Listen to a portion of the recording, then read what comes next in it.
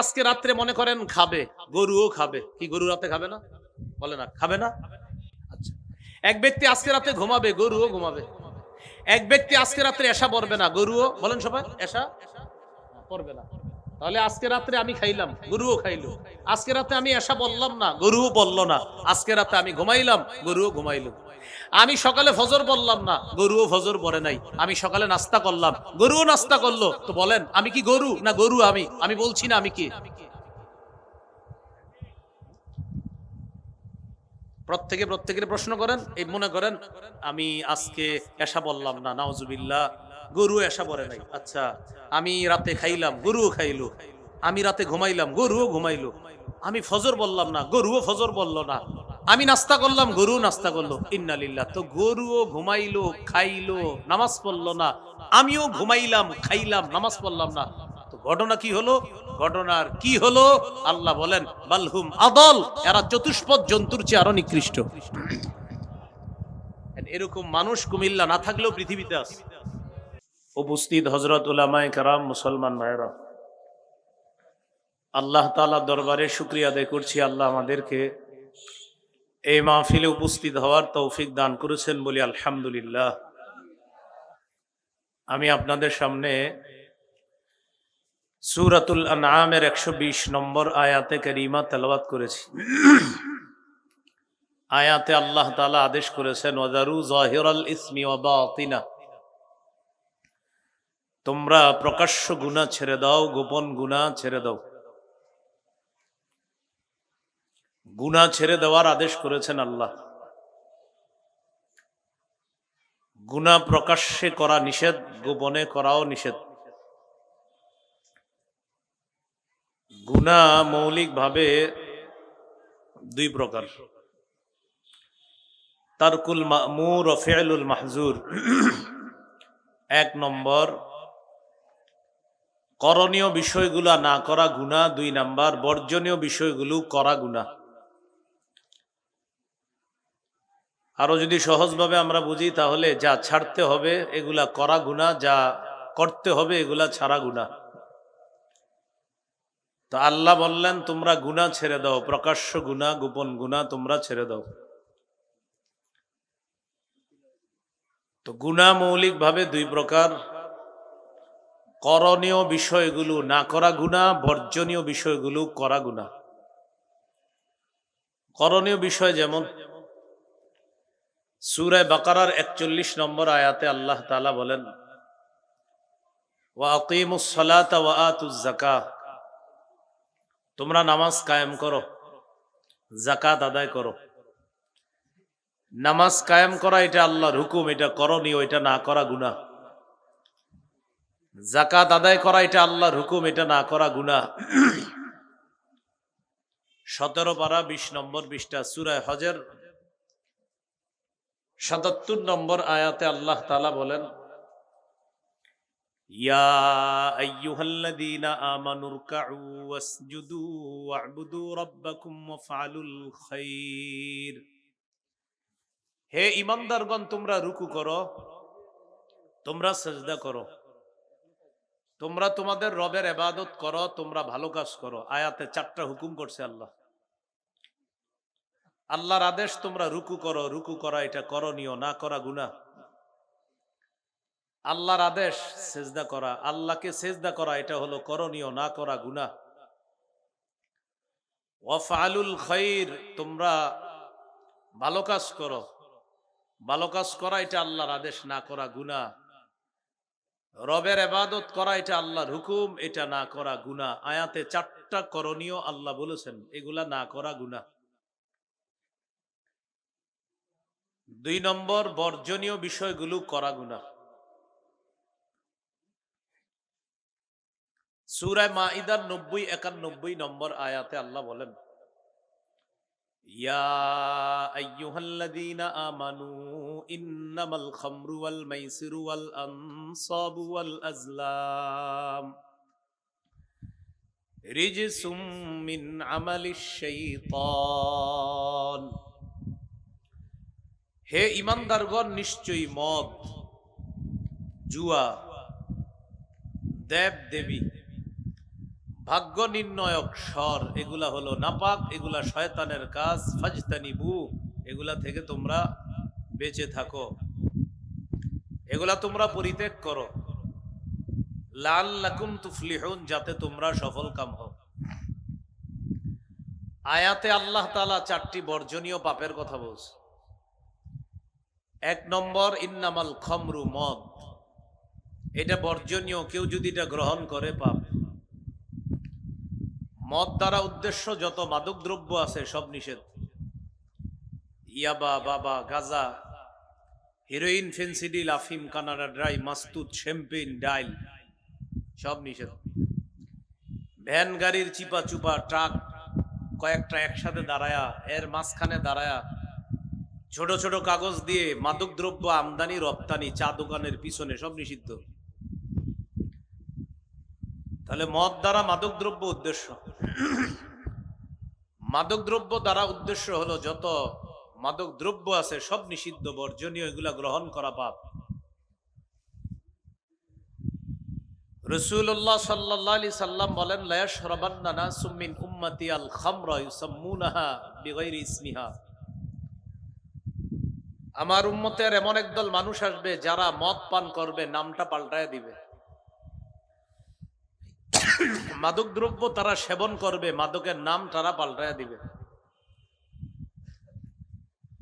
ইউজাফু আলা রুউসিহিম বিল কাইনাতি ওয়াল মুগান্নিয়াত।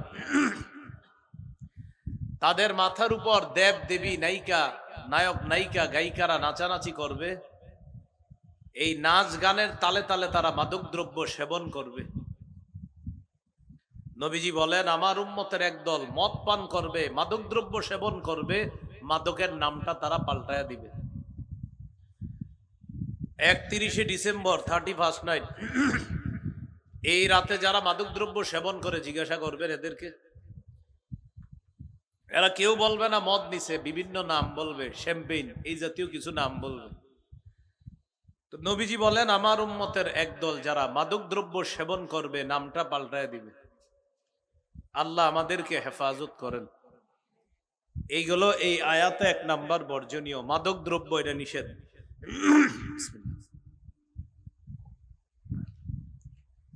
2 নাম্বার, আল মাইসির। এই আয়াতে 2 নাম্বার নিষিদ্ধ বর্জনীয় পাপ, জুয়া। জুয়া কাকে বলে? বর্তমান জামানায় জুয়া হলো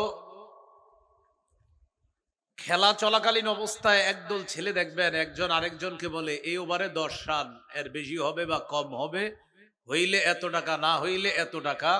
এইভাবে খেলার সামনে দাঁড়ায়া দাঁড়ায়া জুয়া খেলে, রাস্তায় রাস্তায় জুয়া প্রতিনিয়ত হয়। এটা নিষিদ্ধ, এটা বর্জনীয়। আরেকটা আছে ঘরে বৈশা বৈশা জুয়া। এটা হলো মোবাইলে জুয়ার অ্যাপস আছে, এই অ্যাপস দিয়ে জুয়া খেলে। এই জুয়ার অ্যাপস আবার অ্যাড দেয় কারা? সেলিব্রিটি যারা, তারা অ্যাড দেয়। যেই সমস্ত সেলিব্রিটিরা জুয়ার অ্যাড দেয়, জুয়াও বর্জনীয়, সেলিব্রিটি যারা আছে তারাও বর্জনীয়। তাহলে আয়াতে 4টা বর্জনীয়র মধ্যে একটা হলো মাদক দ্রব্য, 2 নাম্বার জুয়া, 3 নম্বর ওয়াল আনসাব, দেবদেবী। মুসলমানের জন্য দেবদেবী এটা বর্জনীয়। মুসলমান দেবদেবী গ্রহণ করতেও পারে না। অন্য ধর্মের মানুষ যদি দেবদেবী উপাসনা করে, এটা তাদের ধর্মীয় ব্যাপার, কিন্তু সেই ধর্মীয় ব্যাপারকে কোনো মুসলমান সেখানে অংশগ্রহণ করে তাদের সাথে একাত্মতা পোষণ করা যাবে না, এবং তাদেরকে শুভেচ্ছাও জানানো যাবে না। অন্য ধর্মের ধর্মীয় কোনো বিষয়কে শুভেচ্ছা জানানো মানে তাদেরকে সমর্থন করা। ব্যাখ্যা সাপেক্ষেও জানানো যাবে না, কোনোভাবেই জানানো যাবে না, জানানোর পর কোনো ব্যাখ্যা দাঁড় করানো যাবে না। হারাম হারাম, এটাকে ব্যাখ্যা নাই কোনো। কোন মুসলমান ইসলাম ধর্মে যারা বিশ্বাসী তাদের জন্য দেবদেবী বর্জনীয়। ইসলাম ধর্মে যারা বিশ্বাসী তাদের জন্য দেবদেবী বর্জনীয়। কোনোভাবেই তাদের এটাকে সমর্থন করা যাবে না। দায়িত্বশীল হিসাবে তাদেরকে নিরাপত্তা দেওয়া এটা ইসলামের দায়িত্ব। দায়িত্বশীল হিসাবে অমুসলিমদেরকে নিরাপত্তা দেওয়া এটা মুসলমানের দায়িত্ব, কথা ঠিক, কিন্তু তাদের এই অনুষ্ঠানকে কোনোভাবে স্বাগত শুভেচ্ছা জানানো যাবে না, কারণ এটা তো ইসলাম ধর্মে নিষেধ। এটার শুভেচ্ছা জানানো মানে আপনারা যেটা করতেছেন আমরা একমত আছি, করতে থাকেন। আল্লাহর সাথে শিরিক, এই শিরিককে সমর্থন জানানো মুসলমানের জন্য জায়েজ নেই।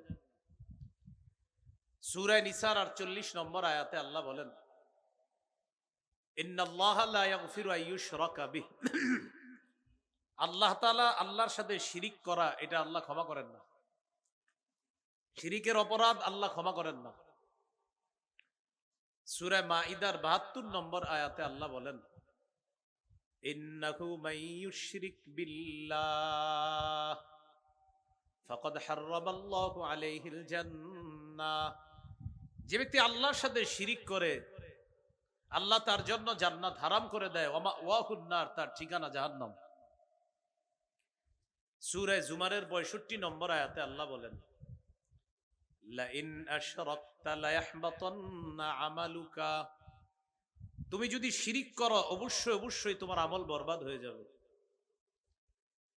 তাহলে আয়াতে 4টা নিষিদ্ধের একটা হলো মদ বর্জনীয় নিষিদ্ধ, 2 নাম্বার জুয়া বর্জনীয় নিষিদ্ধ, 3 নাম্বার দেবদেবী মুসলমানদের জন্য নিষিদ্ধ। সহিহ বুখারীর বর্ণনা 4920 নম্বর হাদিস। এই পৃথিবীতে সর্বপ্রথম শিরিক শুরু হলো কিভাবে? পৃথিবীতে 5 জন আল্লাহর ওলি ছিলেন। একজনের নাম ওয়াদ্দুন, আরেকজনের নাম সুয়াউন, আরেকজনের নাম ইয়াগুস, আরেকজনের নাম ইয়াউক, আরেকজনের নাম নাসরুন। এই 5 জন আল্লাহর ওলি ছিলেন দুনিয়াতে। পবিত্র কোরআনে এই 5 জনের নাম আছে 29 নম্বর পারার 12 নম্বর পৃষ্ঠা সূরা নূহের মধ্যে এই 5টি নাম পাওয়া যাবে। তবে কোরআনে এই 5 নাম আলোচনা করা হয়েছে মূর্তি হিসাবে। বলেন কি হিসাবে? মূর্তি হিসাবে। আপনারা আমার এতটুকু আলোচনা শুনে থাকলে বলেন তো, যে 5টা নাম কোরআনে মূর্তি হিসাবে আসছে, আসলে এই 5 নাম ছিল কাদের? আল্লাহর ওলিদের। দুনিয়াতে এই 5 জন আল্লাহর ওলি তারা ইবাদত বন্দিগি করতেন, তাদের অনুসারীরা তাদের দেখা দেখি ইবাদত বন্দিগি করত। তাদেরকে কেন্দ্র করে মাশাআল্লাহ ইবাদত বন্দিগিতে মুসলমানদের আগ্রহ জন্মাইত। যেমন প্রতি মাসে কুমিল্লা আল্লামা মুফতি মুশতাকুর নবী কাসিমি দামাত বরকাতুহুমের কাছে আপনারা যান দলে দলে। কেন? সেখানে গেলে নতুন নতুন অনেক তথ্য জানেন, কথা জানেন, জানার পর ইবাদতে নতুন করে আবার আগ্রহ তৈরি হয়, আবার নতুন করে স্বাদ পাওয়া যায়। বিগত 1 মাস চার্জ নষ্ট হয়ে যায়, পরে 1 মাস পরে আবার গিয়ে সেখানে চার্জ দিয়ে আসেন। কেন? যে সেখানে গেলে এমন কিছু কথা পাওয়া যায় যে কথায় ইবাদতের স্বাদ তৈরি হয়, আগ্রহ তৈরি হয়, ইবাদতের মজা কিভাবে তৈরি হয় এই কথাগুলা জানা যায়।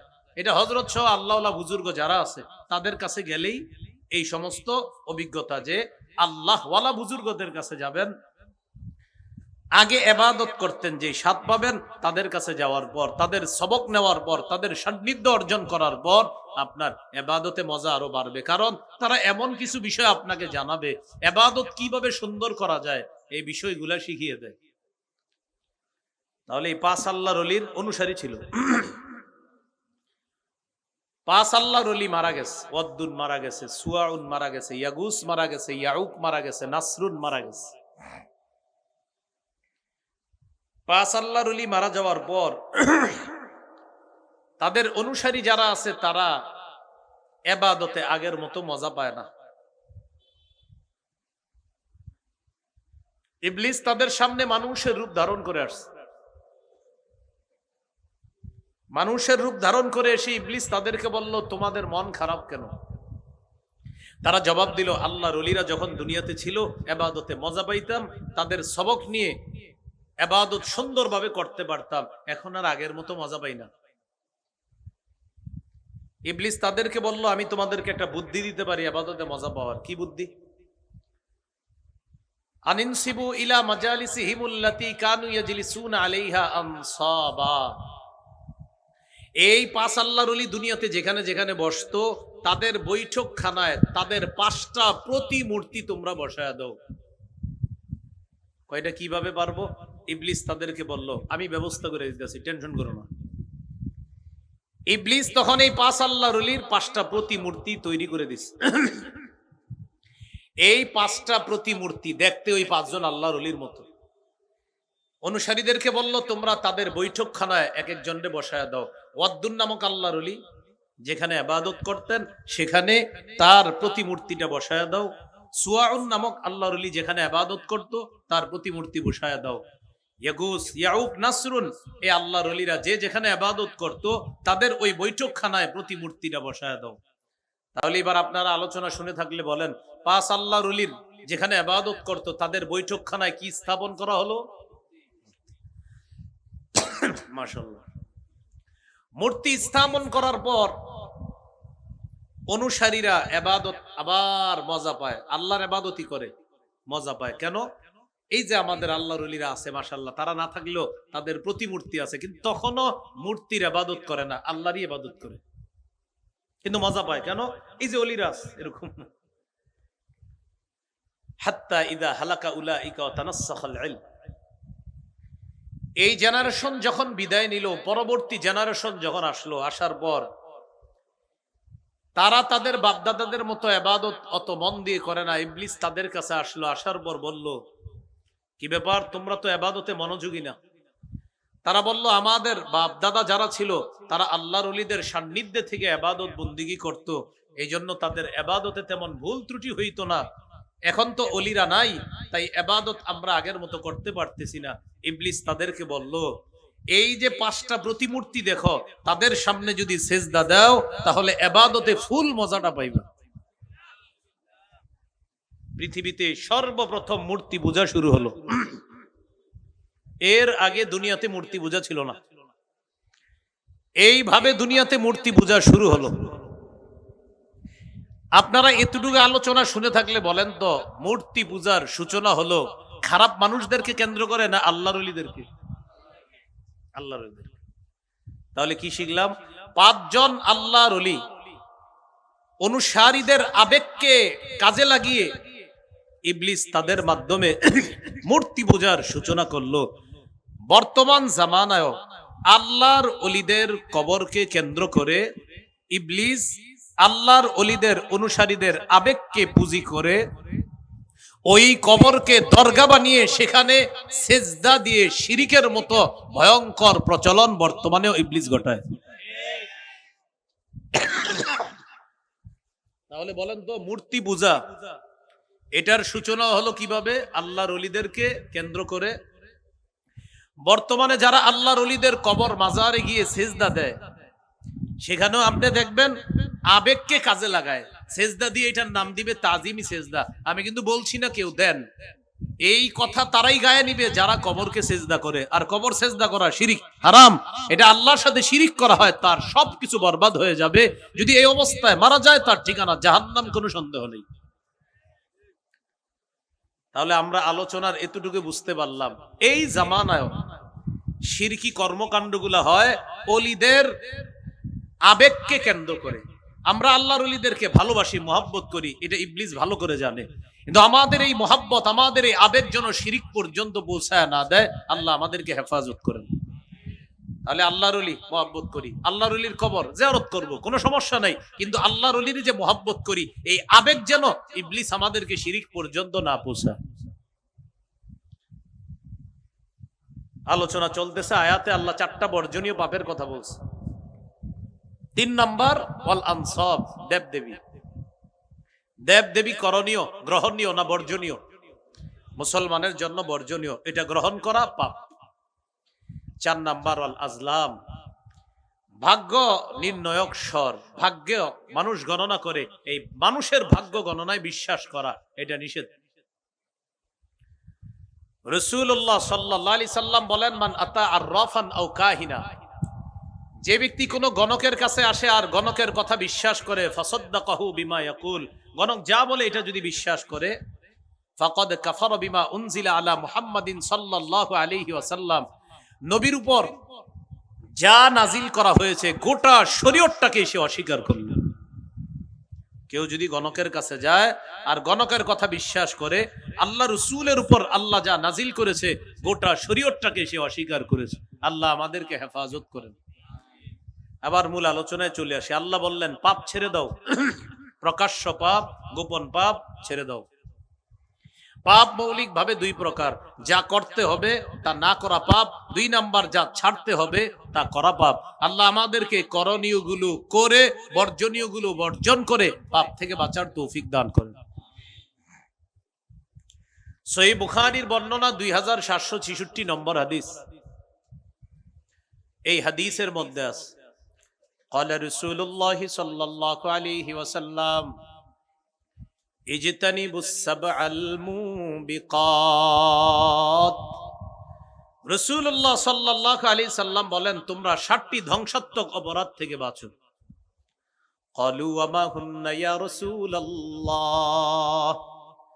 সাহাবীগণ প্রশ্ন করলেন হুজুর এই 7টি ধ্বংসাত্মক বর্জনীয় পাপ কি আমরা জানতে চাই। রাসূলুল্লাহ সাল্লাল্লাহু আলাইহি সাল্লাম বললেন 1 নাম্বার আশিরকু বিল্লাহ, আল্লাহর সাথে শিরিক করা, এটা হলো বর্জনীয় পাপ। শিরিক এটা বর্জনীয় পাপ, এটা করা যাবে না। এখানে একটা কথা মনে রাখা, শিরিক দ্বারা উদ্দেশ্য শিরকি কথা বলা যাবে না, শিরকি কর্ম করা যাবে না, শিরকি আকীদা গ্রহণ করা যাবে না। 2 নাম্বার ওয়াসসিহরু, সিহরুন শব্দের অর্থ জাদু। জাদু এটা ধ্বংসাত্মক পাপ, এটা বর্জনীয় পাপ। আপনাদের কোনো শত্রুকেও কখনো জাদু করবেন না, কুফর করবেন। তো রাসূলুল্লাহ সাল্লাল্লাহু আলাইহি সাল্লাম বলেন 1 নাম্বার শিরিক করা, এটা পাপ, এটা বর্জনীয় পাপ। 2 নাম্বার ওয়াসসিহরু, জাদু করা। জাদু করা এটা বর্জনীয় পাপ, এটা শত্রুকেও জাদু করবেন না। 3 নাম্বার ওয়াকাতলুন নাফসিল্লাতী হারামাল্লাহু ইল্লা বিল হক, অন্যায় ভাবে কাউকে হত্যা করা। আমাদের বাংলাদেশে হত্যা করা এখন হাস্যকর বিষয় হয়ে গেছে। একজন আরেকজনকে হত্যা করে 50 জন ভিডিও করে। 50 জন কেন ভিডিও করে? তার ভিডিওটা ছাড়লে অনেক মানুষ দেখবে এবং সে পরিচিত একজন ব্যক্তি হয়ে যাবে এই নিয়তে ভিডিও করে। কেউ যদি কোনো হত্যাকাণ্ডের এই নিয়তে ভিডিও করে যে আমার ভিডিও দেখলে আমার পেজ দাঁড়িয়ে যাবে, আমার ইউটিউব চ্যানেল দাঁড়িয়ে যাবে, ও হত্যাকাণ্ডের শামিল। 50 জন ভিডিও করে, একজন আরেকজনকে মারে। যদি বলেন ভাই চলেন ধরি, কয় হ্যাঁ মরলে আমার কি? আরে ধরি চলেন না, কয় হ্যাঁ মারলে আমার কি, মরলে আমার কি, ওটা মরলে আমার কি, এটা মারলে আমার কি। সবাই চারদিকে দাঁড়ায় দাঁড়ায় দেখতেছে। অথচ রাসূলুল্লাহ সাল্লাল্লাহু আলাইহি সাল্লাম বলেন মান কাতালা উসফুরান আবাসা আজ্জা ইলাল্লাহি ইয়াউমাল কিয়ামাহ। কোন ব্যক্তি যদি দুনিয়াতে অন্যায়ভাবে একটা চড়ুই পাখিকেও হত্যা করে, এই চড়ুই পাখি অন্যায়ভাবে হত্যা করার কারণে কিয়ামতের ময়দানে আল্লাহর কাছে নালিশ করবে, মামলা করবে। আল্লাহ, আমি দুনিয়াতে এক জায়গায় বসা ছিলাম, আপনার এক বান্দা রাস্তা দিয়ে যাইতেছিল, আমারে অনর্থক গুলাইল মাইরা হাত দেশ নিশানা ঠিক করার জন্য আমারে হত্যা করছে।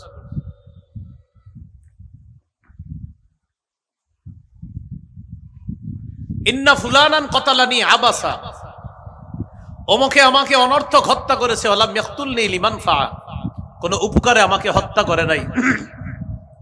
আল্লাহ, আপনার বান্দা যদি বিসমিল্লাহ বলে জবাই করে আমাকে খেয়ে ফেলতো, আমার কোনো আফসোস ছিল না, কিন্তু সে আমাকে অনর্থক হত্যা করেছে, আমি এটার বিচার চাই। চড়ুই পাখি যদি আল্লাহর কাছে বিচার চায়, তো মানুষ হত্যার কি অবস্থা হবে? যে ব্যক্তি অন্যায়ভাবে কোনো মানুষকে হত্যা করে, কিয়ামতের ময়দানে নিহত ব্যক্তি হত্যাকারীর হাত ধরে আল্লাহর কাছে নিয়ে যাবে, নিয়ে গিয়ে বলবে আল্লাহ, এই লোক আমাকে হত্যা করেছে, আমি বিচার চাই। রক্ত পড়তে থাকবে শরীর থেকে। তাহলে 3 নাম্বার কতলুন নফস, অন্যায়ভাবে হত্যা করা, এটা গ্রহণীয় না বর্জনীয়? এটা করা পাপ। 4 নাম্বারটা কি বলবো? আপনারা সবাই জোরে বললে বলবো, আবার বলেন। ও আকলুর রিবা, 4 নাম্বার সুদ খাওয়া। কি খাওয়া? আওয়াজ তো কমে গেল, একটু আগে জি বললেন জোরে। কি খাওয়া? সুদ খাওয়া। এটা বর্জনীয়। রাসূলুল্লাহ সাল্লাল্লাহু আলাইহি সাল্লাম বলেন, আমার উম্মতের উপর এমন একটা জামানা আসবে, আমার উম্মতের কেউ বাকি থাকবে না, সবাই সুদ খাবে। নবী বলেন, সবাই ডাইরেক্ট সুদ না খাইলেও সুদের হাওয়া ইনডাইরেক্ট সবার গায়ে লাগবে। ইল্লাম ইয়াকুলহু আসাবাহু মিন বুখারিহি, ডাইরেক্ট যদিও সুদ না খায়, সুদের হাওয়া তাদের গায়ে লাগবে। আপনার একজন মহব্বত করে চা খাওয়াইতে নিয়ে যাবে দোকানে, দোস্ত আসো চা খাওয়াই, এক কাপ চা খাওয়াইয়া দিবে, আপনার কোনো গুনাহ হয় নাই চা খাওয়াতে, কিন্তু এই চায়ের বিল পরিশোধ করছে সুদের টাকা দিয়ে। এই যে সুদের টাকা দিয়ে চায়ের বিল পরিশোধ করলো, আপনি ডাইরেক্ট সুদ খান নাই, কিন্তু সুদের হাওয়া আপনার পেটে ঢুকাইয়া দিছে, আপনার গুনাহ হয় নাই, কিন্তু সুদের হাওয়া ঢুকে যাওয়ার কারণে পরবর্তী যে আবাদত গুলা করবেন, আবাদতে মজা পাবেন না, ওই হারামের ছোঁয়া ভিতরে লেগে যাওয়ার কারণে। আল্লাহ পবিত্র কোরআনে বলেন, ইয়া আইয়ুহার রাসূলু কুলু মিনাত তাইয়্যিবাতি ওয়া'মালু সালিহা, হে রাসূলগণ তোমরা হালাল খাও, এরপর নেক আমল করো। রাসূলদেরকে আল্লাহ আদেশ করতেছেন হালাল খান, তারপর নেক ইবাদত করেন, নেক আমল করেন। নেক আমলের পূর্ব শর্ত হালাল খাওয়া। আপনার অজান্তে কে যেন আপনার পেটে হারাম ঢুকাইয়া দিছে, এজন্য ইবাদতে আগের মতো মজা পাচ্ছেন না। হারামের ছোঁয়া না যাওয়া পর্যন্ত মজা শুরু হবে না, এই ছোঁয়া যাবে তারপর মজা শুরু হবে। তাহলে কি শিখলাম? যে কেউ বললেই খাওয়া যাবে না, খাইতে গেলে ভেবে চিন্তে খেতে হবে। কি বুঝে আসছে? আমরা তো মাশাআল্লাহ বললেই যে বিসমিল্লাহ বলতেও মনে থাকে না, শুরু করছে। আল্লাহ হেফাজত করেন, না বললেই খায়েন না, বললেই খায়েন না, খুব সতর্ক। তাহলে 4 নাম্বার আকলুর রিবা, সুদ খাওয়া, এটা নিষিদ্ধ। ইবনে মাজার 2272 নম্বর হাদিসের বর্ণনা, রাসূলুল্লাহ সাল্লাল্লাহু আলাইহি সাল্লাম বলেন, আতাইতু লাইলাতান উসরিয়া বি আলা কওমিন বুতুনুহুম কাল বুয়ুত, আমি মেরাজে গেলাম, একদল মানুষের পাশ দিয়ে অতিক্রম করলাম যাদের পেটগুলা বিশাল বড় বাড়ির মতো। ফিহা আল হাইয়াত তুরা মিন খারিজি বুতুনিহিম, তাদের পেটের বাহির থেকে দেখা যায় বিশাল বড় বড় সাপ পেটের ভিতরে দৌড়ায়। আমি জিজ্ঞাসা করলাম, জিবরিল এরা কারা? জিবরিল আমিন বললেন, হা উলাই আকালাতুর রিবা ইয়া রাসূলুল্লাহ, হুজুর এরা হলো সুদখোরের দল। কিয়ামত পর্যন্ত এদের পেটে এইভাবে সাপ দৌড়াইতে থাকবে, কিয়ামতের ময়দানে শাস্তি তো এখনো বাকি। বলেন সুদ খাওয়া এটা কি করণীয় না বর্জনীয়? এটা করা পাপ। 5 নাম্বার, ওয়া আকলু মালিল ইয়াতীম, এতিমের সম্পদ অন্যায়ভাবে ভক্ষণ করা, এটা বর্জনীয়। 4 পারা 17 নাম্বার পৃষ্ঠা আল্লাহ তাআলা বলেন, ইন্নাল্লাযীনা ইয়াকুলুনা আমওয়ালাল ইয়াতামা যুলমা ইন্নামা ইয়াকুলুনা ফি বুতুনিহিম নারা, যারা অন্যায়ভাবে এতিমের সম্পদ আত্মসাৎ করে তারা পেটে আগুন খায়। আগুন, এতিমের সম্পদ খাওয়া মানে আগুন খাওয়া। বড় ভাই মারা গেছে, ছোট ভাইয়ের 3-4টা সন্তান আছে, আপনি চাচা কলমের খোঁচায় বুদ্ধি খাটায়া তাদের সম্পত্তি আত্মসাৎ করে নিলেন। এই যে তাদের সম্পত্তি আত্মসাৎ করলেন, এলাকাবাসী কেউ বুঝে নাই। অনেক মানুষ আছে আবার এলাকাবাসী যদি তার এই আত্মসাৎ না বুঝে, সে কি বলে জানেন? আলহামদুলিল্লাহ বাইচে গেছে, আল্লাহ বাঁচাই দিছে। হ্যাঁ বলে বাঁচাই, আল্লাহ বলে বাঁচাই দিছে। আত্মসাৎ করে, সম্পদ আত্মসাৎ করে বয় আলহামদুলিল্লাহ বাইচে গেছে, বাঁচছে। অনেক মানুষ আছে বাস ভাড়া না দিয়ে বাস থেকে নাইমা বলে কি কন্ট্রাক্টর ধরতে পারে নাই, আল্লাহ বাঁচাইছে। না না না, আপনি বাঁচেন নাই, মরছেন। রিক্সা ভাড়া নাইমা গেছেন, রিক্সাওয়ালাও কোনো কারণে বলছেন টাকা ভাঙতি করে আনি, ভাঙতি করতে গিয়ে আপনি আর আসেন নাই। রিক্সাওয়ালারে ধোকা দিয়ে দিচ্ছেন, একটু পরে আপনি আইসা চুপে চুপে দেখছেন রিক্সাওয়ালা আছে কিনা, আইসা দেখছেন যে রিক্সাওয়ালা নাই, আর বললেন বাঁচা গেল, 100 টাকা বেঁচে গেছি। বাঁচেন নাই, মরছেন, কঠিন মরা মরছেন। আল্লাহ বলেন এতিমের সম্পদ যে অন্যায়ভাবে আত্মসাৎ করে তারা পেটের মধ্যে আগুন খায়। আল্লাহ আমাদেরকে হেফাজত করেন। 6 নাম্বার, ওয়াত্তাওয়াল্লি ইয়াউমাজ যাহফি, জিহাদের ময়দান থেকে পলায়ন করা, এটা নিষিদ্ধ, এটা বর্জনীয়। পলায়ন করা যাবে না, এটা নিষেধ। জিহাদের নিয়ত সবার রাখতে হবে। জিহাদের নিয়ত যদি কোনো মুসলমানের না থাকে, সে মুনাফিকি মৃত্যুবরণ করবে।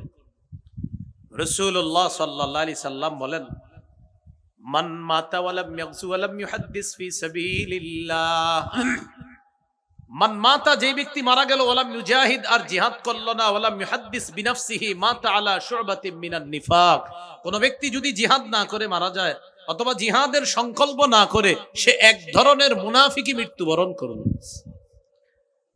প্রিয় ভাইয়েরা, জিহাদের নিয়ত আছে সবার? হ্যাঁ, আগে যদি নিয়ত নাও থাকে এখন নিয়ত করেন। নিয়ত না থাকলে মুনাফিকি মৃত্যুবরণ হবে। এই জন্য নিয়ত করবেন এইভাবে। আমাদের দেশের বিজ্ঞ মুফতি সাহেবরা কখনো যদি জিহাদের পক্ষে ফতুয়া দেয়, ফতুয়া বোর্ড থেকে বিজ্ঞ মুফতি সাহেবরা বলতে হবে, তারপর জিহাদ ফরজ হয়। আপনি আবার আগামীকালকে একটা এলাকা উড়াই দিলেন আর বললেন এটা জিহাদ, এটা কিন্তু জিহাদ হবে না। এদেশের বিজ্ঞ অভিজ্ঞ মুফতি সাহেবরা ফতুয়া দিতে হবে, ফতুয়া দেওয়ার আগ পর্যন্ত জিহাদ হবে না, তাদের ফতুয়ার পরেই জিহাদ হবে। এই জিহাদের ফতুয়া দেওয়ার পর এরপর আপনি এরকম নিয়ত করা যে কখনো যদি জিহাদের ফতুয়া আসে আমি ইনশাআল্লাহ জিহাদের ময়দানে গিয়ে শহীদ হব, এই নিয়ত রাখা। রাসূলুল্লাহ সাল্লাল্লাহু আলাইহি সাল্লাম বলেন, কেউ যদি শহীদ হওয়ার নিয়ত করে, খাঁটি শহীদ হওয়ার খাঁটি নিয়ত করে, বাল্লাগাহুল্লাহু মানাজিলাশ শুহাদা ওয়া ইন মাতা আলা ফিরাশিহি, ও যদি তার ঘরের বিছানায় মারা যায় আল্লাহ তাকে শহীদদের মর্যাদায় পৌঁছায় দেন।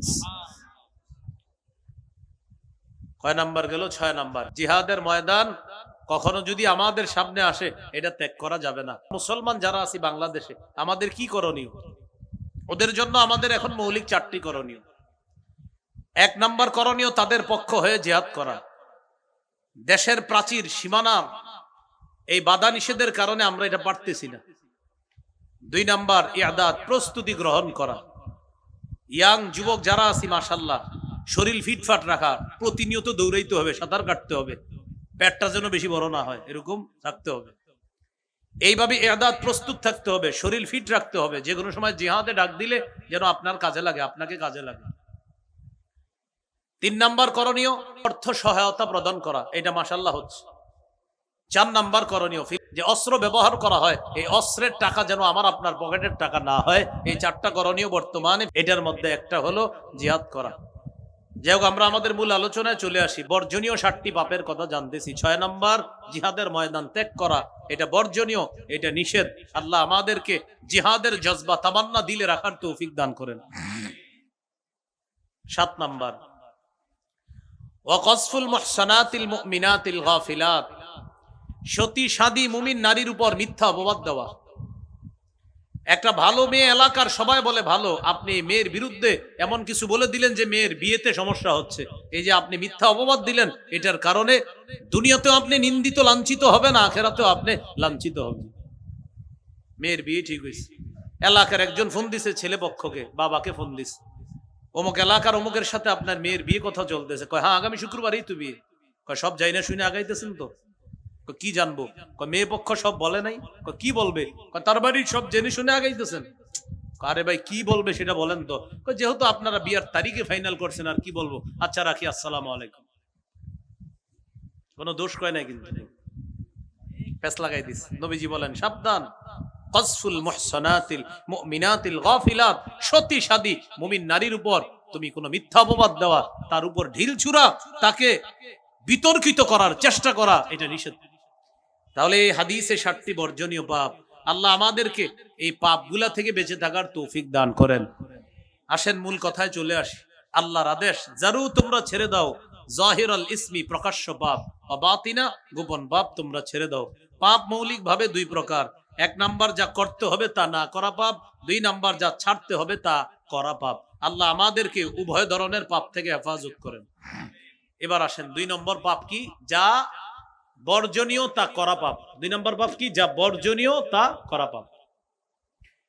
এই বর্জনীয় পাপ আবার মৌলিক ভাবে 4 প্রকার। মন দিয়ে শুনতে হবে কিন্তু। বর্জনীয় পাপ আবার মৌলিক ভাবে কয় প্রকার? 1 নম্বর আয-যুনুবুল মালাকিয়া, আল্লাহর সাথে সম্পর্কিত কিছু বিষয় আছে যেগুলা মাখলুক দাবি করা পাপ। যেমন ফেরাউন বলছে আনা রব্বুকুমুল আলা, আমি তোমাদের সম্মানিত রব। বলি নাউজুবিল্লাহ। রব কে বলেন? আল্লাহ রব। এখন এই দাবি যদি কোনো মাখলুক করে তাহলে এটা পাপ হবে। হাদিসে কুদসির মধ্যে আছে আল্লাহ তাআলা বলেন আল কিবরিয়া উরিদাই, অহংকার আমার চাদর, বরত্ব আমার চাদর। অহংকার নিয়ে বরত্ব এটা আল্লাহর চাদর।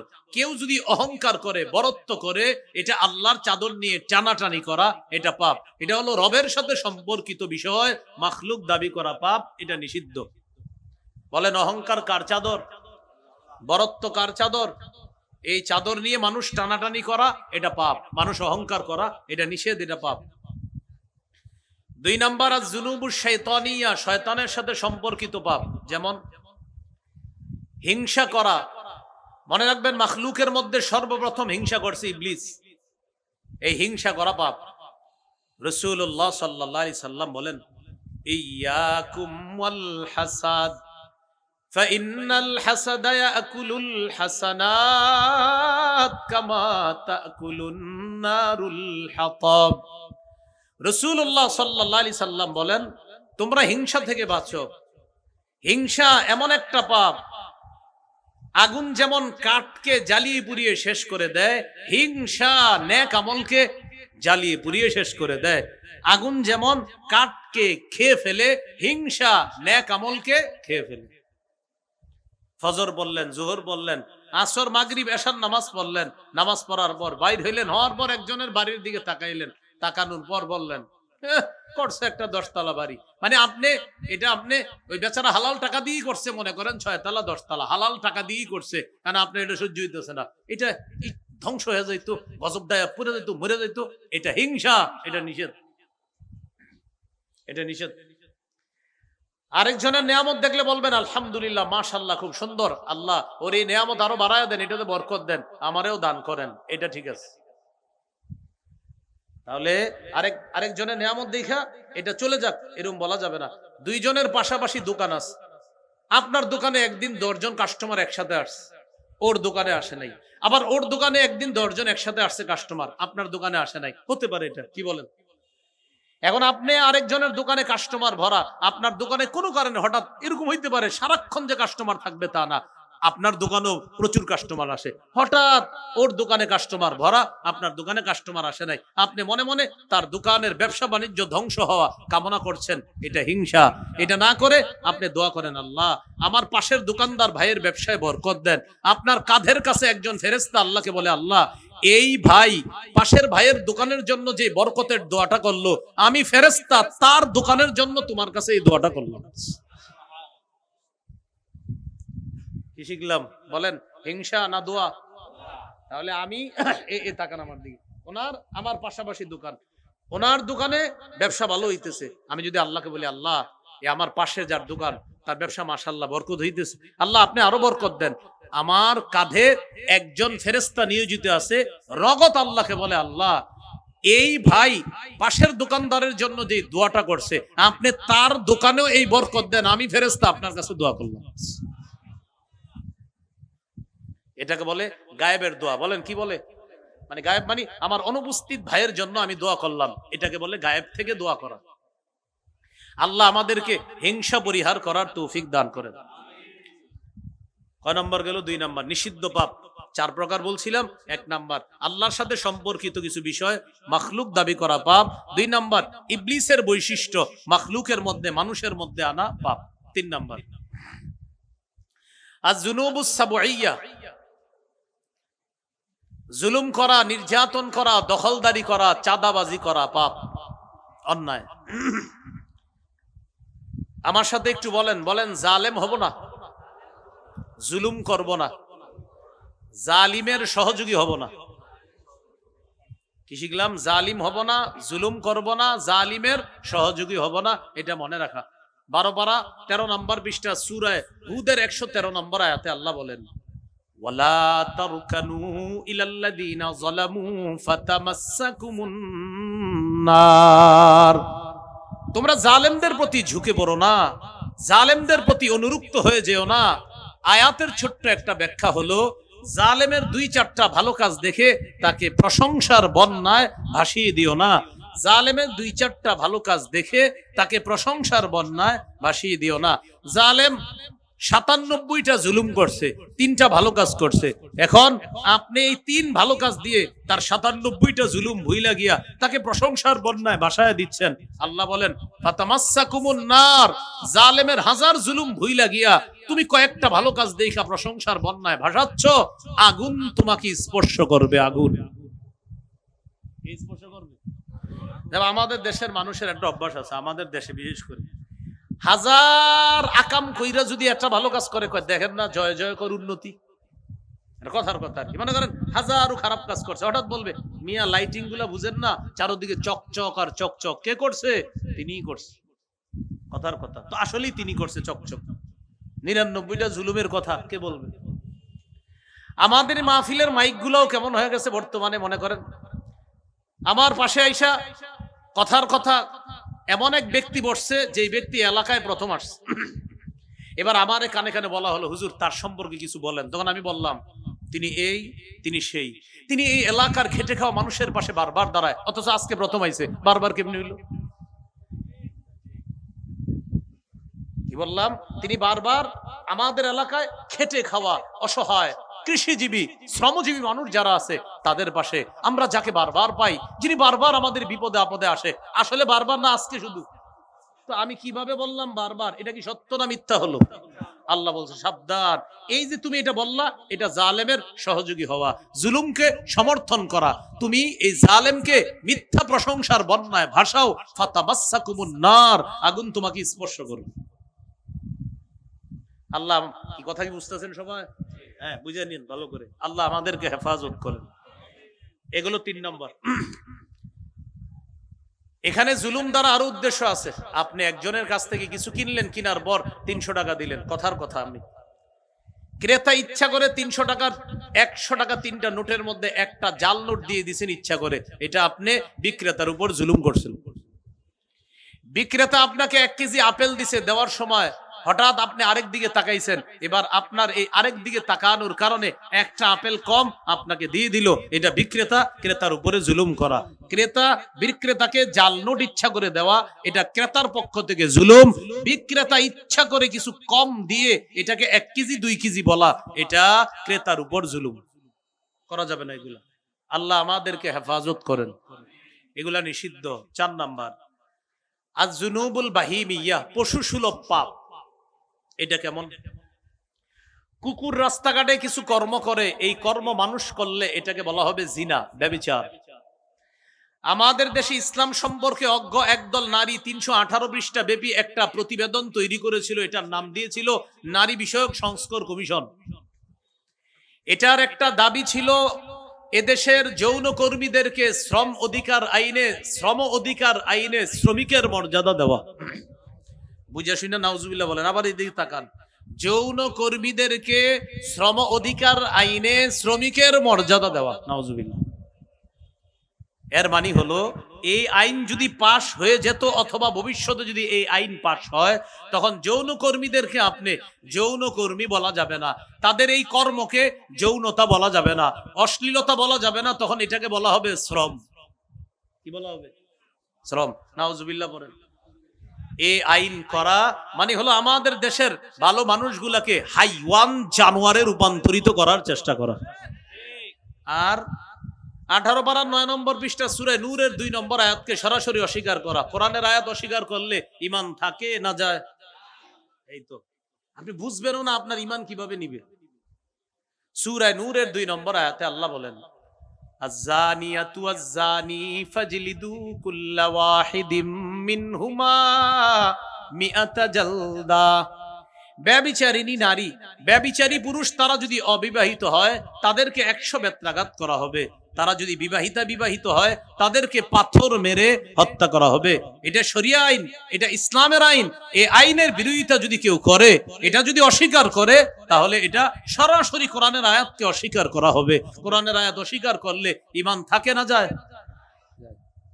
আল্লাহ আমাদেরকে হেফাজত করেন।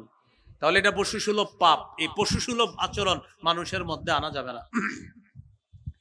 কিছু পশু আছে যারা কাজ করলে পাপ না, মানুষ করলে পাপ। যেমন এক ব্যক্তি আজকে রাত্রে মনে করেন খাবে, গরুও খাবে। কি গরু রাতে খাবে না? বলে না খাবে না? আচ্ছা, এক ব্যক্তি আজকে রাতে ঘুমাবে, গরুও ঘুমাবে। এক ব্যক্তি আজকে রাত্রে এশা পড়বে না, গরুও, বলেন সবাই, এশা পড়বে না। তাহলে আজকে রাত্রে আমি খাইলাম, গরুও খাইলো। আজকে রাতে আমি এশা বললাম না, গরুও বললো না। আজকে রাতে আমি ঘুমাইলাম, গরুও ঘুমাইলো। আমি সকালে ফজর বললাম না, গরুও ফজর পড়ে নাই। আমি সকালে নাস্তা করলাম, গরুও নাস্তা করলো। তো বলেন আমি কি গরু না গরু? আমি বলছি না আমি কি। প্রত্যেকের প্রশ্ন করেন, এই মনে করেন আমি আজকে এশা বললাম না, নাউজুবিল্লাহ, গরু এশা পড়ে নাই। আচ্ছা, আমি রাতে খাইলাম, গরুও খাইলো। আমি রাতে ঘুমাইলাম, গরুও ঘুমাইলো। আমি ফজর বললাম না, গরুও ফজর বললো না। আমি নাস্তা করলাম, গরুও নাস্তা করলো। ইন্নালিল্লাহ। তো গরুও ঘুমাইলো, খাইলো, নামাজ পড়লো না। আমিও ঘুমাইলাম, খাইলাম, নামাজ পড়লাম না। তো ঘটনা কি হলো? ঘটনার কি হলো? আল্লাহ বলেন বালহুম আদল, এরা চতুষ্পদ জন্তুর চেয়ে আরো নিকৃষ্ট। এরকম মানুষ কুমিল্লা না থাকলেও পৃথিবীতে আছে। তাহলে আজকে থেকে নিজের পরীক্ষা করেন। আমি কিন্তু বলছি না এই ওয়াজটা প্রত্যেকে করবেন। এটা আমি আরিফ বিন হাবিব ওয়াজ করতে হবে এমন নামনে আপনারই ওয়াজ করবেন আজকে থেকে, যে আমি রাতে খাবো আজকে ইনশাআল্লাহ, গরুও খাবে। আজকে রাতে নাউজুবিল্লাহ আমি যদি এশা না পড়ি, তো গরু বললো না। কিন্তু গরু এশা না পড়লে ওর কোনো সমস্যা হবে না, ও ফজর না পড়লে ওর সমস্যা হবে না। আমি এশা ফজর না পড়লে রবের কাছে জবাবদিহিতা করতে হবে। আল্লাহ আমাদেরকে কথাগুলা বোঝার তৌফিক দান করেন। প্রিয় ভাইয়েরা, মূল আলোচনা আবার চলে আসি। পাপ কয় প্রকার? প্রথমত, যা করতে হবে তা না করা পাপ, যা ছাড়তে হবে তা করা পাপ। যা ছাড়তে হবে এই পাপ আবার কয় প্রকার? 4। আল্লাহর সাথে সম্পর্কিত, এটা মানুষের মধ্যে আনা, এটা নিষিদ্ধ পাপ। 2 নাম্বার, ইবলিসের সাথে সম্পর্কিত বৈশিষ্ট্য মানুষের মধ্যে আনা, এটা পাপ। 3 নাম্বার, জুলুম, নির্যাতন, দখলদারি, চাঁদাবাজি করা, এটা পাপ। 4 নাম্বার, পশু সুলভ, হাইওয়ান জানোয়ার সুলভ কোন আচরণ মানুষের মধ্যে আনা, এগুলা পাপ। কিছু পাপ আছে যেগুলা কুকুর ইত্যাদি করে থাকে, এগুলা মানুষ করলে এটার নাম হয় জিনা। আর কিছু পাপ আছে যেটা হাইওয়ান জানোয়ার করলে তার কোনো গুনাহ হবে না, কিন্তু মানুষ যদি করে এটার জন্য আল্লাহর কাছে জবাবদিহিতা করতে হবে, এটা নিষিদ্ধ পাপ। আল্লাহ আমাদেরকে বর্জনীয় পাপ থেকে হেফাজত করুন। এবার আসেন, বড় ছোট হিসাবে পাপ 2 প্রকার। ছোটবেলা থেকে শিখছি, একটাকে বলে কবিরা আর একটাকে বলে সগীরা, মানে বড় গুনাহ, ছোট গুনাহ। সূরা নিসার 31 নম্বর আয়াতে আল্লাহ বলেন, ইন তাজতানিবু কাবাইরা মা তুনহাউনা আনহু নুকাফির আনকুম সাইয়্যাতিকুম ওয়া নুদখিলকুম মুদখালান কারীমা। যদি তোমরা কবিরা গুনাহ থেকে বাঁচো, আমি আল্লাহ তোমাদের সগীরা গুনাহগুলো মাফ করে দিব, তোমাদেরকে সম্মানের জায়গা জান্নাতে প্রবেশ করাবো। তাহলে কবিরা গুনাহ ছাড়লে সগীরা গুনাহ মাফ। বড় ছোট হিসাবে গুনাহ কয় প্রকার জানলাম? 2 প্রকার। এবার আসেন, গুনাহ থেকে বাঁচবো কিভাবে, গুনাহ থেকে মুক্তি পাবো কিভাবে, গুনাহ থেকে বাঁচার কি উপায়? গুনাহ থেকে বাঁচার 1 নাম্বার উপায় হিম্মত করা। হিম্মত মজবুত না আমি গুনাহ করব না, আমি করব না, হিম্মত করা। যার হিম্মত যত বেশি হবে তার ঈমানি শক্তি তত বেশি হবে। রাসূলুল্লাহ সাল্লাল্লাহু আলাইহি সাল্লাম বলেন, আল মুমিনুল কাওয়িয়্যু খায়রুন ওয়া আহাব্বু ইলাল্লাহ মিনাল মুমিনিদ দাঈফ। শক্তিশালী মুমিন দুর্বল মুমিনের চাইতে উত্তম এবং আল্লাহর কাছে অনেক পছন্দের। এখানে শক্তিশালী মুমিন দ্বারা উদ্দেশ্য যার ঈমান শক্তিশালী। এই ঈমান শক্তিশালী ওয়ালা মুমিন আল্লাহর কাছে অনেক পছন্দ দুর্বল মুমিনের চাইতে। যার ঈমানে দুর্বলতা আছে তার চাইতে আল্লাহর কাছে ওই ব্যক্তি বেশি পছন্দ যার ঈমানে মজবুতি আছে। যার ঈমানে কি আছে? মজবুত। ভাই, কথা মনে রাখবো, আমরা ইসলাম প্রতিষ্ঠিত করতে গিয়ে কখনো আদর্শ বিসর্জন দেওয়া যাবে না, এই কথা মনে রাখবেন। ইসলাম প্রতিষ্ঠিত করতে হবে, কিন্তু ইসলাম প্রতিষ্ঠিত করতে গেলে যদি 100 বছর লাগে লাগুক, 200 বছর লাগে লাগুক, তো আদর্শ বিসর্জন দেওয়া যাবে না। এই কথা লিখে রাখবেন সারা জীবন। আমার সাথে আপনার সাথে দেখা হতেও পারে, নাও হতে পারে, কিন্তু এই বাংলাটা আপনি লিখে রাখবেন। এই আকীদায় যদি আপনি না থাকেন তো আপনার জন্য খবর আছে মৃত্যুর সাথে সাথে। ইসলাম প্রতিষ্ঠিত করবেন তো আদর্শ বিসর্জন দিয়ে না, আদর্শ বিসর্জন দিবেন তো কবর থেকে জবাবদিহিতার জন্য তৈরি হন। আদর্শ বিসর্জন দেওয়া যাবে না। ইসলাম প্রতিষ্ঠিত করতে হবে ইসলামী মূল্যবোধের মধ্যে থেকে। হারামকে হারাম বলে ইসলাম প্রতিষ্ঠিত করতে হবে, হালালকে হালাল বলতে হবে। ইসলাম প্রতিষ্ঠিত করতে গিয়ে হালালকে সন্দেহযুক্ত করা যাবে না, হারামকে সন্দেহযুক্ত করা যাবে না। হারাম হারাম বলতে হবে, এটা হারাম। হালালকে হালাল বলতে হবে ইসলাম প্রতিষ্ঠিত করতে গিয়ে। আদর্শ বিসর্জন দেওয়া যাবে না। বুঝে ঠিক বলতেছেন? বুঝে শুনে ঠিক বলবেন। আমি যে কথাটা বললাম একটা গুরুত্বপূর্ণ কথা, প্রত্যেকের ইমানের প্রশ্ন। আবার বলছি, কবরে আমিও যাব না আপনার কবরে, আমারটাতে আপনি যাবেন না। এই কথাটা মনে রাখবেন। ইসলাম প্রতিষ্ঠিত করতে গিয়ে আদর্শ বিসর্জন দিয়েন না। বুক চিতিয়ে চোখের সামনে বলে দিবেন এটা হারাম, এটা হালাল, এটা আপনার বলতে হবে। এতে আপনার ইসলাম প্রতিষ্ঠিত আল্লাহ চাইলে হবে, আল্লাহ চাইলে আরো পরে হবে, কিন্তু আপনি এটা প্রতিষ্ঠিত করতে গিয়ে বলতে হবে এটা হালাল, এটা হারাম। সন্দেহ করা যাবে না, মোটেই না। তাহলে এক নাম্বার আল মুমিনুল কবি, শক্তিশালী ইমান। বলেন তো শক্তিশালী ইমান দ্বারা কি উদ্দেশ্য? ইমানের শক্তি। বলেন কিসের শক্তি? ইমানের শক্তি। এখান থেকে বললাম আদর্শ বিসর্জন দেওয়া যাবে না। 2 নাম্বার উপায় নিয়ত করা, গুনাহ থেকে বাঁচার 2 নাম্বার উপর নিয়ত করা। কি নিয়ত করবেন? ইনশাআল্লাহ আগামী 24 ঘন্টা আমি গুনাহ করব না, নিয়ত করে ফেলছেন আপনি। এই নিয়তটা বাড়াবেন পরে আস্তে আস্তে। আগামী 48 ঘন্টা গুনাহ করব না, আগামী 1 সপ্তাহ গুনাহ করব না। আস্তে আস্তে নিয়ত বাড়ান, বাড়াইতে থাকেন নিয়ত করা। আপনি আপনি নিয়তের উপর অটল থাকবেন। অনেকে এসে বলবে ভাই চলো একটু, আপনি বলবেন না ভাই আমি একটা প্রতিজ্ঞার মধ্যে আছি। কি প্রতিজ্ঞা? বলবেন নিজের সাথে নিজে একটা শপথ করছি তো ওটার মধ্যে আছে। আরে কি শপথ? তোমারে বলা যাবে না, 24 ঘন্টা পরে বলবো। এইভাবে আপনি শপথ করেন আস্তে আস্তে। সহিহ মুসলিমের হাদিস, রাসূলুল্লাহ সাল্লাল্লাহু আলাইহি সাল্লাম বলেন ইদা আরাদা আবদি আইয়ামালা সাইয়্যাতান, আল্লাহ তাআলা বলেন আমার বান্দা যখন কোনো গুনাহ করার ইচ্ছা করে তখন আল্লাহ ফেরেশতাদেরকে বলে, ও ফেরেশতারা লা তাকতুবুহা হাত্তা ইয়ামালাহা, আমার বান্দা গুনাহ করার নিয়ত করছে এখনো করে নাই তো গুনাহটা লিখো না।